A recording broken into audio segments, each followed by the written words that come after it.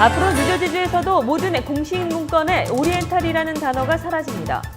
민권센터가 32주년을 맞았습니다. 이민자 권익 옹호를 위해 뛰고 있는 민권센터는 올해만 5,500명의 지역 주민들에게 혜택을 제공했습니다. 시카고에서 만 3살 난 남자 어린이가 한밤중 부모의 방에서 발견한 총을 가지고 놀다 오발 사고로 목숨을 잃었습니다. 고의가 없는 실수로 발생하는 총 오발 사고로 미국 내 아이들이 이틀에 1명꼴로 숨진다는 통계가 나왔습니다. 메모그램 유방암 진단 절반 이상이 오진이라는 발표가 나왔습니다. 크리스 크리스티 뉴저지 주지사가 소환됩니다. 시청자 여러분 안녕하십니까? 10월 14일 KBTV 뉴스투데이를 시작합니다. 오늘 첫 소식입니다. 앞으로 뉴저지주에서도 모든 공식 문건에 오리엔탈이라는 단어가 사라집니다. 뉴욕에서는 이미 2009년도부터 이 단어를 사용하지 않고 있습니다. 윤나리 기자입니다. 지난 2002년 신호범 전 워싱턴주 상원의원이 전국 최초로 오리엔탈 용어 사용 금지 법안을 상정해 통과시켰습니다. 이어 14년 뒤인 2016년 2월, 뉴욕을 선거구로 두고 있는 그레이스 맹 하원의원이 연방의회에 비슷한 법안을 상정했습니다. 이 법안은 하원을 통과한 데 이어 지난 5월 상원을 통과해 5월 20일에는 오바마 대통령이 법안을 서명함에 따라 미국 연방 공식 문건에는 오리엔탈이라는 단어가 사라졌습니다. 다만 이 법안은 연방법으로 각 주법은 연방법을 반드시 따라야 하는 것은 아닙니다. 하지만 13일인 어제 뉴저지 의회가 이 연방법을 주법으로 통과시키면서 앞으로 뉴저지주도 공식 문건에서 오리엔탈이라는 단어 대신 아시안 아메리칸을 사용하게 됐습니다. 또한 니그로 대신 아프리칸 아메리칸, 인디언 대신 네이티브 아메리칸, 에스키모 대신 알래스카 네이티브, 스페니시 대신 히스패닉이라는 말이 사용됩니다. 이번 법안 통과를 주도한 팀 유스티스, 고든 존슨 의원과 발레리 V 허틀 의원은 주 법안은 모든 인종과 문화를 존중해야 마땅하다고 말했습니다. Removes derogatory terms or terms that are viewed as derogatory to the people of that specific ethnicity. So in the case of Oriental, maybe a non-Asian person wouldn't realize that an Asian person feels that that's a derogatory term. Same thing with the term Negro. We as elected officials who want to be inclusive for everyone and want to treat everyone as equal should have these terms removed from our documents that describe other ethnicities. 오리엔탈은 영국을 기점으로 동양인을 뜻하는 단어로 서양 기준의 단어로 지적돼 교체될 것이 요구되었고 정부가 이런 여론을 받아들이면서 법안이 채택됐습니다. 뉴욕주에서는 이미 이런 법안이 2009년 통과돼 오리엔탈 대신 아시안 아메리칸이나 아시안 퍼시픽 아일랜더로 사용되었습니다. KBTV 윤나리입니다. 민권센터가 32주년을 맞았습니다. 단체명에서도 알 수 있듯 민권센터는 이민자들의 권익 옹호를 위해 뛰고 있습니다. 올해에만 5,500명의 지역 주민들이 그 혜택을 받았습니다. 윤나리 기자입니다. 여러 사람이 꾸는 꿈은 반드시 현실이 된다는 믿음을 가지고 있습니다. 앞으로도 여러 커뮤니티와의 연대를 통해 올바른 사회 변화를 이끌겠습니다. 이민자들의 권익 옹호를 위해 힘써온 민권센터가 지난 13일 설립 32주년을 기념하는 만찬 행사를 가졌습니다. 민권센터는 32살 생일을 맞이하는 오늘 우리가 함께 만들어갈 내일을 향해 새로운 여정을 시작하려 합니다. 32년이라는 짧지 않은 여정에 저희 민권센터와 함께 오신 여러분과 그리고 이 자리에 함께 해주시지 못한 모든 분들께도 진심으로 감사드립니다. 일어나서 행진하고 승리하라. Stand, March, Rise라는 주제로 열린 이날 행사에는 400여 명이 참석한 가운데 성황리에 치러졌고 민권센터는 그동안의 발자취를 되돌아보며 올 한 해 성원과 지원을 해준 이들에 대한 고마움을 전했습니다. 예, 올해 설립 32주년 기념 만찬을 진행하고 있는데요. 현재 약 400여 명 이상이 되는 분들이 참석해 주셔서 저희 어떤 설립 기념일을 축하해 주고 있고요. 또 저희와 함께 그동안 해주셨던 많은 정치인 사무실, 또 다른 단체, 한인 지도자 여러분, 또 일반 우리 동포 여러분들의 격려 속에 잘 순조롭게 진행되고 있습니다. 민권센터는 이날 뉴욕시 일원의 이민자와 저소득층 주민들의 권익 증진을 위해 힘써온 베이스인 뉴욕의 온 레일러브 엘스톤 사무총장과 뉴욕시 정부가 올바른 이민 정책을 도입하고 실행하는 데 크게 공헌한 니샤 아가왈 뉴욕시장실 이민국장의 정의 구현상을 시상했습니다. 또 사회 봉사 서비스를 제공하는 지역 단체를 지원하는 등 각계 각층 사람들의 후원의 손길을 전하고 있는 H마트에도 해당 상을 수여했습니다. 민권센터는 올해 5,500명의 주민들에게 7만 달러 상당의 가치로 환산되는 혜택을 제공했습니다. KBTV 임나리입니다. 시카고에서 만 3살의 남자 어린이가 한밤중에 부모 방에서 발견한 총을 가지고 놀다 오발 사고로 목숨을 잃었습니다. 사고는 13일 오전 3시께 시카고 북부 교외 도시 워키건의 주택가 단층집에서 발생했습니다. 경찰은 숨진 3살의 제러미아 뱅크스가 잠을 자다 깨 부모의 방 서랍장 속에 있던 권총을 꺼내 거실로 나와 혼자 총을 만지다 오발 사고를 낸 것으로 잠정 결론 내렸습니다. 일리노이주 아동가족부 대변인은 안타깝게도 이런 참사가 드물지 않게 발생한다며 사법당국의 수사와 별도로 뱅크스의 부모가 아이를 방치하지는 않았는지에 대한 조사를 진행하고 있다고 말했습니다. 이렇듯 총격 사건이 하루가 멀다 하고 터져나오고 있습니다. 이 중 고의가 없는 실수로 발생하는 총 오발 사고로 미국 내 아이들이 이틀에 1명 숨진다는 통계가 나왔습니다. 김예은 기자가 보도합니다. 미국 히어로물 아이언맨을 좋아하고 따라하던 4살짜리 남자아이 브레이슨. 이 아이는 지난 1월 할아버지 집에 놀러 갔다 집안에 있던 총을 발견해 실수로 방아쇠를 당겨 머리에 총상을 입게 됩니다. 이 아이는 곧 병원으로 후송됐지만 결국 숨졌습니다. Ma'am, your son's been shot. I didn't believe him. I didn't. He was in a safe spot. He was at his grandparents'. How did he get shot? 이처럼 미국 내 아이들에 의한 권총 오발 사고가 빈번합니다. 지난해 루이지애나주에서도 4살 카메론 프라이스가 그의 6살 난 친형이 쏜 총에 맞아 숨지는 사고가 발생했습니다.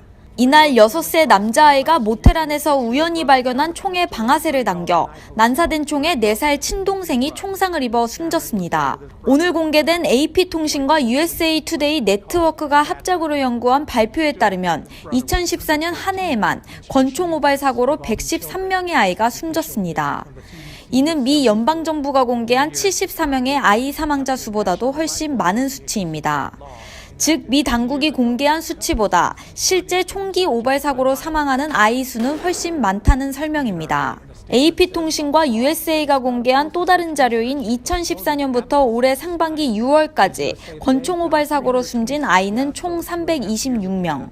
이는 오발 사고로 거의 이틀에 1명꼴로 아이가 숨지는 것입니다. The only way to protect this from happening is to pick your guns up, put them up top, do not store them loaded. 계속되는 오발 사고로 인해 집안의 총기 보관에 대한 각별한 주의가 필요합니다. KBTV 김예은입니다. 퀸즈 플러싱 일대 교통 단속이 크게 강화되는 것으로 나타났습니다. 백구경찰서에 따르면 지난 3일부터 9일까지 일주일 동안 관할 지역에서 발부가 된 에티켓은 총 472장입니다. 이는 지난해 같은 기간과 비교해보면 68.9%가 증가한 것입니다. 또 올해 1월 1일부터 발급이 된 에티켓은 총 13,590장으로 이는 지난해 비 2.7%의 증가율을 보인 것입니다. 메모그램 유방암 진단 절반 이상이 오진이라는 발표가 나왔습니다. LA타임즈는 의학 전문지 뉴 잉글랜드 의학 저널의 연구 논문을 인용해 미국에서 새롭게 유방암 검진을 받은 여성의 절반 이상은 유방암으로 오진되고 있으며 이로 인해 수많은 여성들이 불필요한 걱정과 치료 그리고 비용을 치르고 있다고 보도했습니다.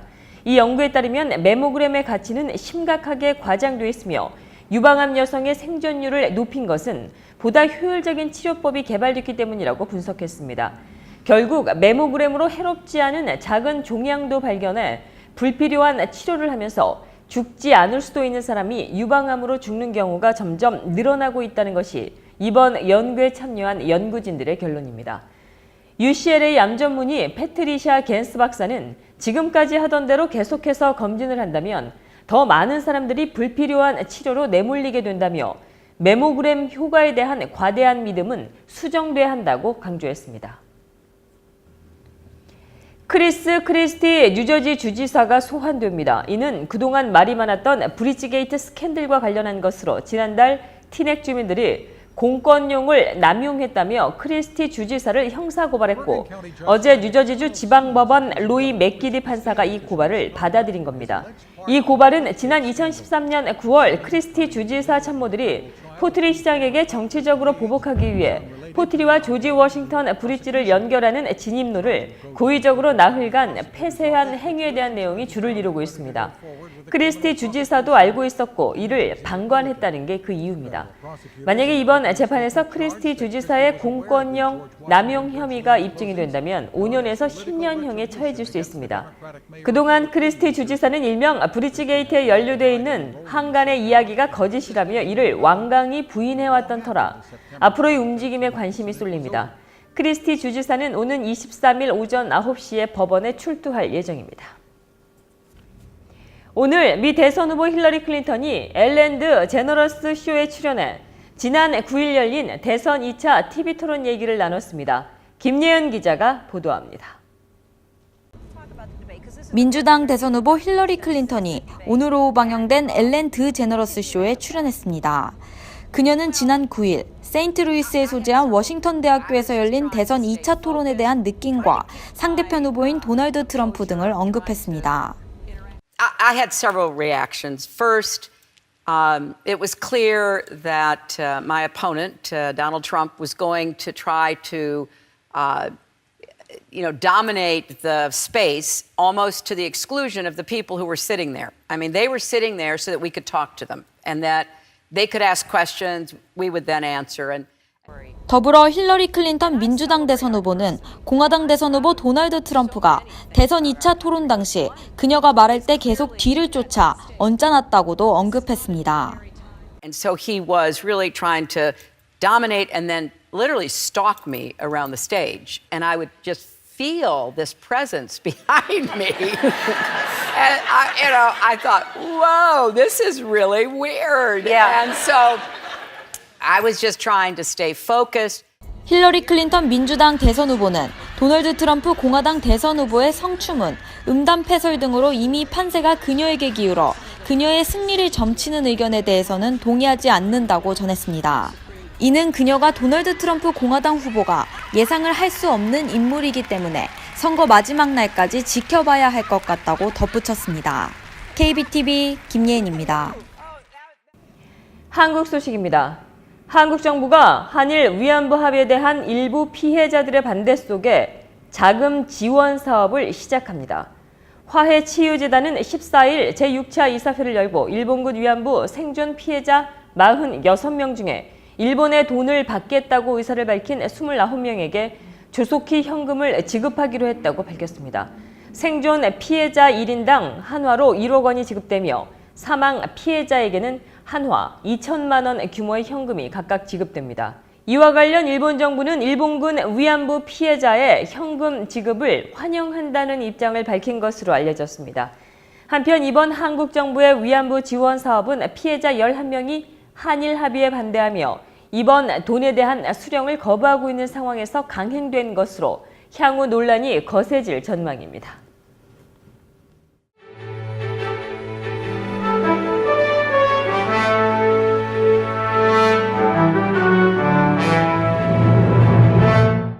(11월 8일) 미 대선이 치러지는 가운데 미 전역에서 조기 투표가 시행됐습니다. 오늘 이 시간은 김동찬 시민참여 대표님 모시고 뉴욕과 뉴저지 지역에서의 조기 투표 시행 여부에 대해 알아보는 시간 갖겠습니다. 안녕하십니까? 안녕하세요. 미 대선에서 미리 투표를 할 수 있다고 하는데 뉴욕과 뉴저지 지역에서도 가능한 얘기인가요? 뉴욕과 뉴저지는 사실 조기 투표라는 제도는 없습니다. 근데 물론 시카고, 일리노이나 캘리포니아 이런 곳은 조기 투표가 있어서 저희들 같은 시민 단체들이 이제 선관위하고 협의를 해서 이제 특정한 장소에서 미리 투표하는 그런 방식이 있습니다. 그런데 이 뉴욕과 뉴저지는 그런 방식은 없고, 이 뉴저지는 우편 투표라고 하고 뉴욕은 부재자 투표라고 합니다. 이게 좀 확장된 개념으로서 이제 조기 투표처럼 활용할 수 있는 것들이 좀 있습니다. 언뜻 듣기에는 조금 이게 연방 차원인데 어느 곳에서는 직접 가서 하고 또 뉴욕, 뉴저지에서는 그게 이제 우표나 부재자 투표로 이제 그렇게 이제 진행이 된다는 게 좀 다르네요, 정말. 미국은 모든 선거가 주법에 우선합니다. 주법에 의해서 돌아가고 모든 선거에 대한 책임은 카운티가 지고 있습니다. 그래서 카운티가 또 다른 카운티와 다르게끔 또 활용을 할 수도 있죠. 그러면 이제 궁금해지는 점이 미 대선 전에 그러면 이 조기 투표에 관한 어떤 결과는 좀 알 수가 있는 건가요? 조기 투표의 내용은 발표를 안 하는데 얼마만한 사람들이 참여했고 투표율이 어느 정도였다 이런 정도는 이제 발표를 합니다. 그랬을 때 각 민주공화 양당이 특정 지역은 민주당세, 특정 지역은 공화당세가 벌써 나와 있기 때문에 어디에서 조기 투표율이 높아졌는가에 따라서 자기들에게 유리하다 불리하다 이렇게 점을 치는 거죠. 네네. 그렇다면 이 방송 보시는 분께서 이런 어떤 그 우편 투표나 부재자 투표와 관련돼서 관심을 가지시는 분들이 계실 수도 있을 것 같다는 생각이 듭니다. 관련해서 설명을 좀 부탁드리겠습니다. 예, 뉴욕은 우편 투표라 그러지 않고 이제 부재자 투표, absentee ballots인데 그것은 46일 이전부터 선거일 46일 이전부터 나는 올해 이 선거 때 없기 때문에 이 투표를 미리 좀 했으면 좋겠다. 그렇게 해서 신청을 할 수가 있습니다.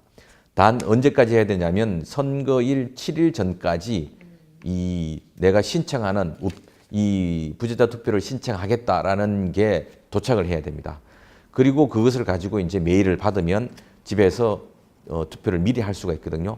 그러지 않으면 해당 선거관리위원회, 우리 한인들이 많이 있는 이제 퀸스 카운티는 큐가든에 있습니다. 해당 선거관리위원회에 찾아가서 그건 언제 찾아가느냐면 선거가 있는 바로 전주 월요일부터 해서 선거 바로 전날까지 선거관리위원회를 찾아가고 투표를 할 수가 있습니다. 이때도 선관위에 찾아가면 앱센티 발렛을 이제 다 필러를 파고 그것을 내면 거기에서 투표를 하게 이런 방식을 취하고 있습니다.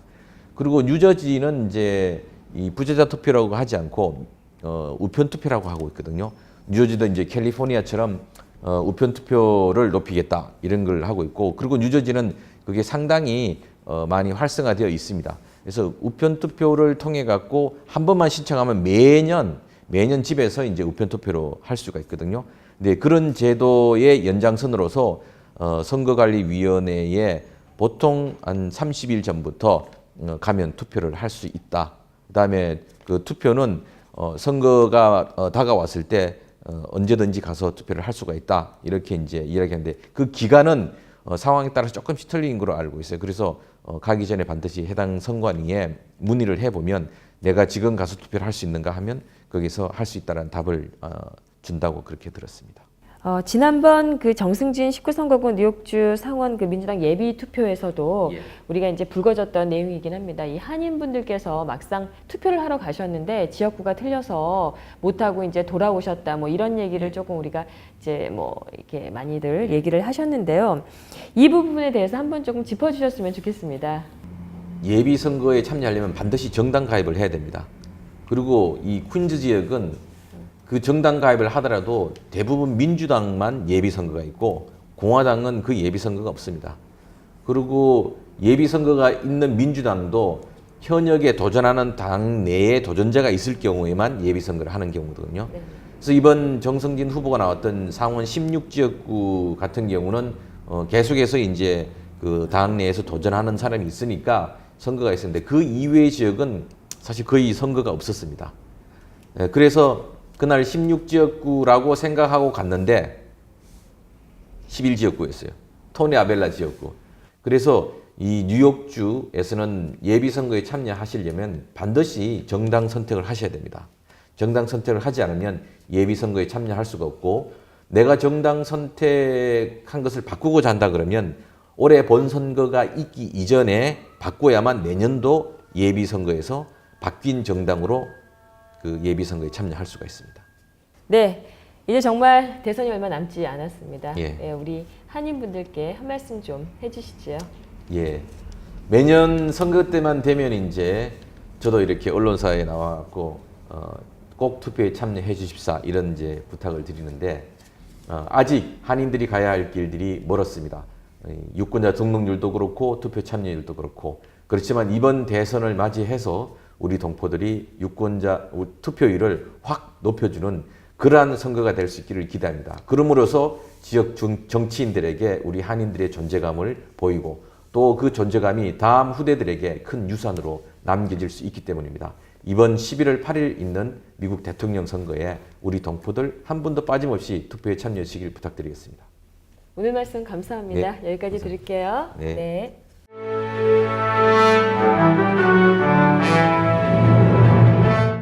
사건과 사고입니다. 어제 아침 건물에서 6주가 된 아기가 떨어져 숨지는 사고가 발생했습니다. 아기는 엄마와 함께 브루클린 코니 아일랜드에 위치한 할머니 집을 방문했다 이런 사고를 당한 것으로 알려졌습니다. 사망한 아기의 엄마인 21살 여성은 넵튠 애비뉴에 위치한 아파트 23층에서 엘리베이터를 기다린 뒤 엘리베이터 문이 열리자 아기가 타고 있던 유모차를 엘리베이터 안으로 밀었습니다. 문제는 엘리베이터 안이 비어 있었다는 겁니다. 유모차는 아이와 함께 16층에 머물러 있었던 엘리베이터 천장으로 떨어졌고, 구조를 요청하는 엄마의 외침을 듣고 엘리베이터 관리자가 신고해 경찰이 출동했지만 아이는 이미 사망한 상태였습니다. 사고가 발생한 아파트는 1974년도에 지어진 건물로 총 24층 높이에 335가구가 거주하고 있었습니다. 이 엘리베이터는 최근 15년 동안 잦은 말썽을 부려왔던 것으로 알려졌으며 당시 엘리베이터는 운행이 중지된 상태였던 것으로 파악됐습니다. 브루클린에서 한 중국집 배달원이 배달을 하던 중에 구타와 절도를 당하는 사건이 발생해 뉴욕시경이 수사에 나섰습니다. 지난 11일 밤 10시 15분경 배달 중이었던 피해자를 두 남성의 용의자가 이스트 플랫부시 뉴욕 애비뉴 아파트 로비로 끌고 갑니다. 이들은 피해자의 얼굴을 수차례 가격한 뒤 휴대폰과 지갑, 배달을 하려던 중국 음식 등을 빼앗아 도주했습니다. 뉴욕시경은 배달원 폭행 절도 사건의 두 남성 용의자가 담긴 영상을 공개하고 20세가량의 흑인 청년 2명을 공개 수배했습니다. 뉴욕시경이 맨해튼 A라인 지하철 내에서 한 남성 승객에게 날카로운 물체를 휘두른 뒤 도주한 남성 용의자를 추적 중입니다. 사건은 어제 오후 3시 34가와 8애비뉴 지하철역에 정차돼 있었던 A라인 북행선 지하철에서 발생했습니다. 용의자 남성이 한 여성 승객에게 욕설과 고함을 퍼붓자 이를 지켜보던 42살 피해자 남성이 용의자에게 지하철에서 내릴 것을 요구하며 저지했고, 용의자는 갑자기 정체를 알 수 없는 날카로운 물체를 이 남성에게 휘둘렀습니다. 시경 당국에 따르면 용의자는 피해 남성의 이마와 팔, 가슴 등을 그은 뒤 42가와 8애비뉴 역에서 내려 도주한 것으로 알려졌습니다. 뉴저지에서 한 운전자가 경찰과 추격전을 벌인 끝에 충돌 사고를 일으켰습니다. 이 과정에서 여러 사람이 다쳤는데 아직 부상 정도는 파악되지 않았습니다. 충돌은 뉴저지 엘리자베스역 인근의 모리스 애비뉴와 줄리안 플레이스에서 오늘 오전에 발생했습니다. 현재 경찰은 이 운전자에 대해 조사 중입니다. 뉴저지 저지시티에서 10살 소년이 차에 치여 중태에 빠졌습니다. 이 소년은 오늘 아침 존 F 케네디 대로와 넵튠 애비뉴 교차점을 걷고 있다 차에 치였습니다. 사고 직후 이 소년은 병원으로 옮겨졌지만 상태가 심각한 것으로 전해졌습니다. 누가 사고를 냈는지에 대해서는 아직까지 파악되지 않고 있습니다. 계속해서 미국 사회와 해외 단신 전해드립니다.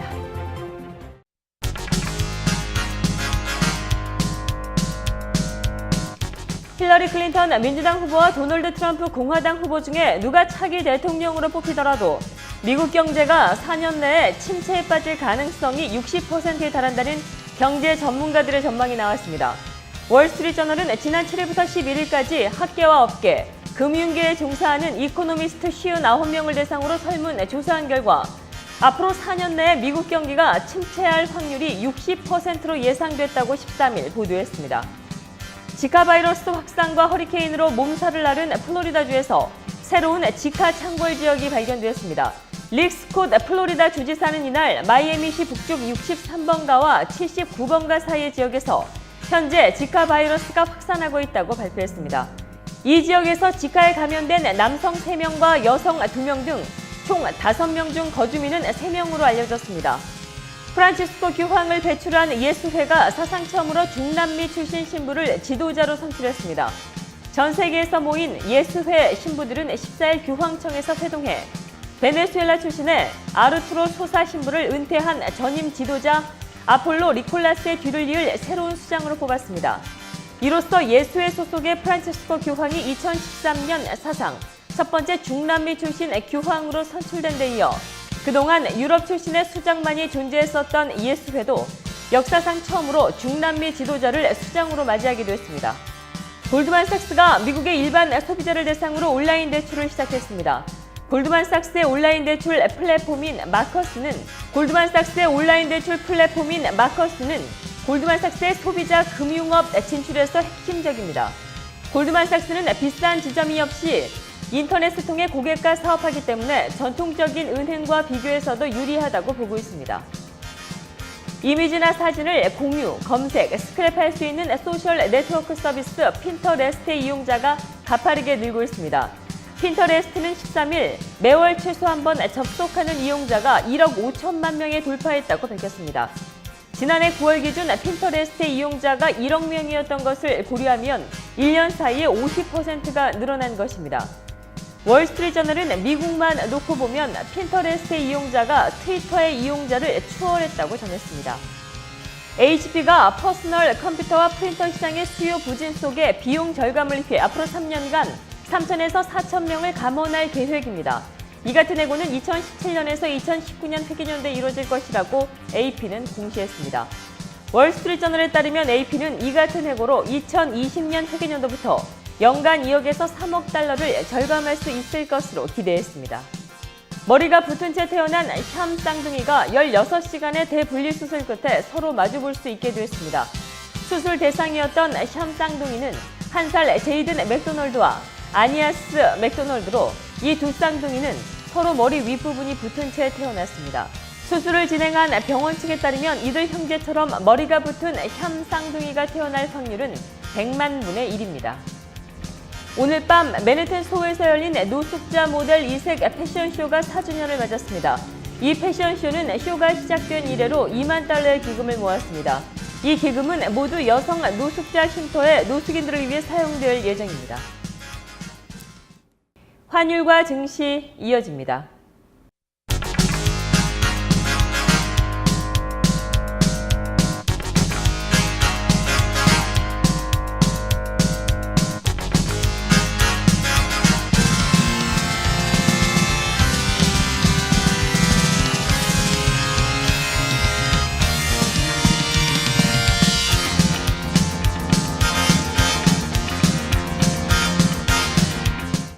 계속해서 뉴욕과 뉴저지 지역의 날씨 보시겠습니다.